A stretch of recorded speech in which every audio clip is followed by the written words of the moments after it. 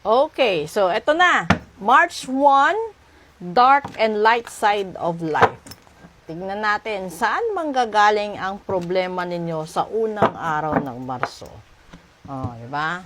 Ano ba yung mga problema at suliranin na meron? This is a general reading. Kung gusto niyo pong magpabook ng full private reading, magpabook na po kayo ngayon, auno, kasi mas maganda. Umpisa pa lang ng buwan, alam niyo na.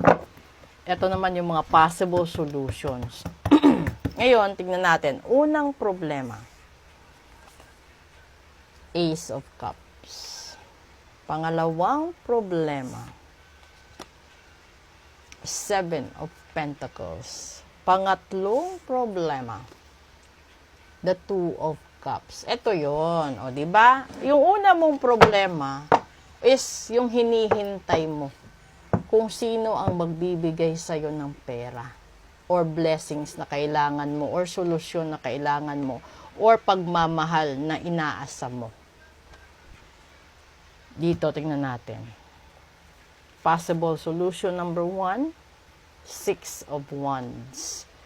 Possible solution number 2, Queen of Wands. And possible solution number 3,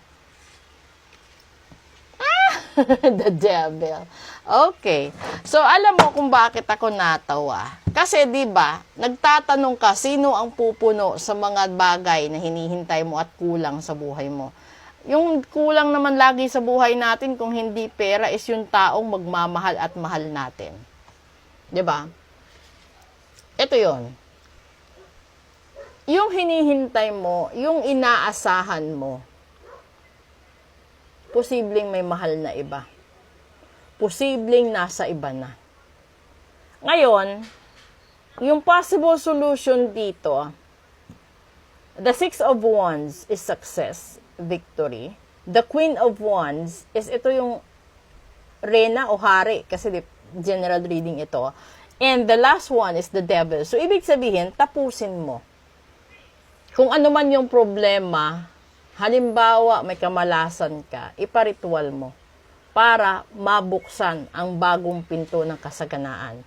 Kung meron kang alam na yung mahal mo is nasa third party, tanggalin mo para magkabalikan kayo, magkaayos kayo. Kung gusto mo naman na hindi na kayo mag-away lagi, iparitual mo siya para bumait, no? Iparitual mo siya para maging matino. Ganon din sa mga anak, ganon sa negosyo, sa trabaho, sa kasama mo, o kung kahit sino. Yung mga taong inaasahan mo na sana tulungan ka at huwag kang bigyan ng problema. Ganito lang kaiksi yun. Kasi kung ikaw yung tipo ng tao, halimbawa, na umaasa ka lang sa allotment mo, hindi ka gumagawa ng paraan para kumita ka, at ang buong akala mo dahil mahal ka, sige-sige na for life yung allotment mo, hindi po yun magtatagal. Lalong-lalo na kung mararamdaman nung isa na parang wala ka ring pagpapahalaga sa mga bagay na ibinigay niya sa'yo, sa mga bagay na pinagkaloob niya sa'yo, at sa mga effort na ginagawa niya para sa'yo. Kasi hindi rin manhid yung taong yun eh. Bago siya naging successful, bago siya naging ganyan, marami na rin yung pinagdaanan. Kaso nga lang, minsan, nagiging marupok. Kaya, nagiging tanga. Nagiging, alam mo nyo na, diba, sunod-sunuran kahit alam nilang violation na yun sa code of conduct at sa attitude nila. Ito yung punto dito. Kung gusto mong maging successful, kung gusto mo siyang makbawi, kung gusto mo siyang mahalin ka, tanggapin ka, patawarin ka, tapusin mo lahat ng problema sa ritual. At buksan natin ang panibagong yugto ngayong araw para gumaan lahat onwards. Ganun lang po yun. Kasi alam nyo, yung may mga bagay na kapag may utang ka, no, sa isang tao, at imbes na kausapin mo yon, na-block mo. So, lalo kang magkakaroon ng kamalasan sa buhay mo. Dahil binlock mo yung tao. Imbes na kausapin mo, paliwanagan mo. Dahil iba na yung takbo ng isip ng tao kapag na-block na eh. So, ngayon, yung gagawin mo dyan, gumawa ka ng paraan. 'Di ba? Ngayon, kung meron naman tao na sinadya mo talagang hindi bayaran, sinadya mong lokohin, at alam nyo ba na sa katulad namin, kapag nagpa-ritual ka, tapos natupad yung ritual, at hindi mo binalita sa amin na natupad, dahil umiiwas ka sa pasasalamat at sa offering, hindi mo alam na yung offering na yan or yung pasasalamat na yan, yung selyo na yan, ang magpapahamak sa'yo kapag hindi mo tinapos. Kaya yung ugali ng tao, di ba? Kung may kailangan ka, ang bait mo, pasensyosa ka, pasensyoso ka.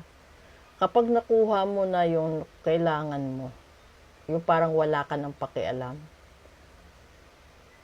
may after effect po yan.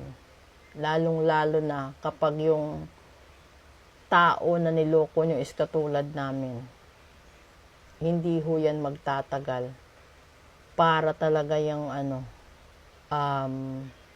bola. Kapag ibinato mo, babalik agad, mas malakas pa. So, sa gustong magpa-ritual, magpa-reading, sa gustong makipagbalikan sa mahal nila, sa gustong gumante sa mahal nila, sa gustong, yung ganti na sinasabi ko is hindi ganti na diferensya ha.